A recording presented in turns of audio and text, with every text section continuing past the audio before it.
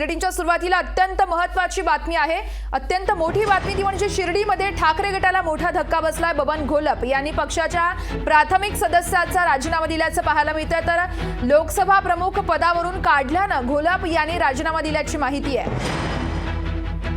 शिर्डीमध्ये ठाकरे गटाला मोठा धक्का बसल्याचं पाहायला मिळतंय। घोलप यांनी पक्षाच्या प्राथमिक सदस्य पदाचा राजीनामा दिल्याचं पाहायला मिळतं। तर अगदी काही दिवसांपूर्वीच लोकसभा प्रमुख पदावरून काढल्यामुळे घोलप यांनी राजीनामा दिल्याचं बोललं जातंय।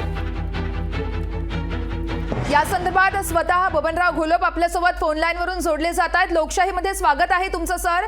तुम्ही नेमका कोणत्या कारणामुळे राजीनामा दिला आहे, काय अधिकची प्रतिक्रिया द्याल?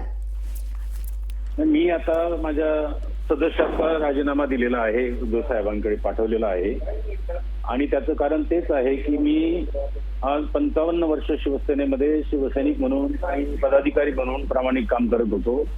मध्यंतरीच्या काळामध्ये 12-13 खासदार निघून गेल्यामुळे मला उद्धव साहेबांनी संपर्क प्रमुख पदाची आणि उमेदवारीची बोलणी करून मला शिर्डी लोकसभा मतदारसंघात पाठवलं।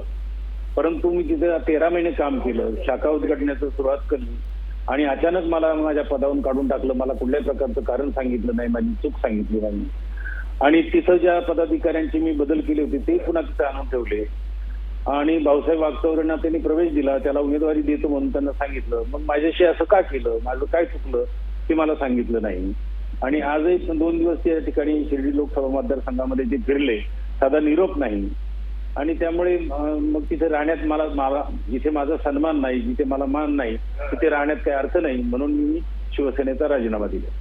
बबनजी, राजीनाम्यानंतर तुमची पुढची भूमिका नेमकी काय असणार आहे? कुठल्या पक्षात जाणार आहे, काही ठरवलंय का? नाही, कार्यकर्त्यांची विचारविनिमय करून मग पुढची भूमिका जाहीर करील। आता तरी सध्या काही नाही।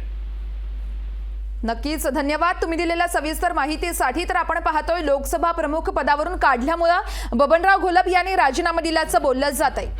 शिर्डीत ठाकरे गटाला मोठा धक्का मानला जातोय। तर बबनराव घोलप यांनी सदस्य पदाचा राजीनामा दिलाय।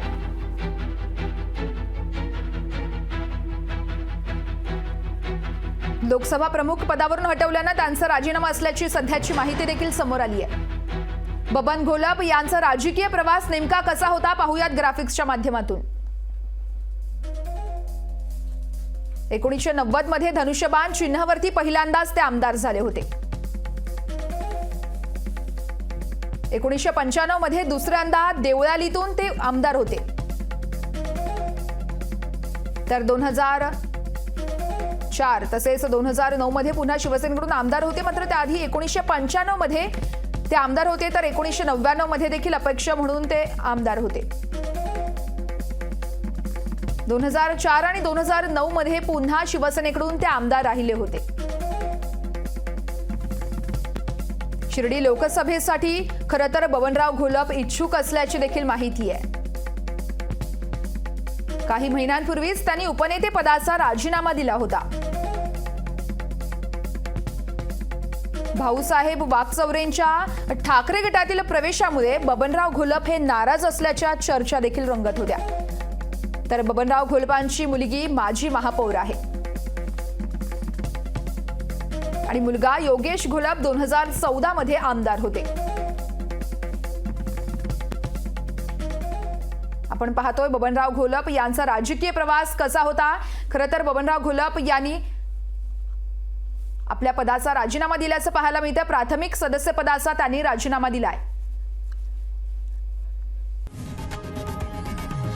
लोकशाही मराठी ऐका, पहा, जागरूक रहा।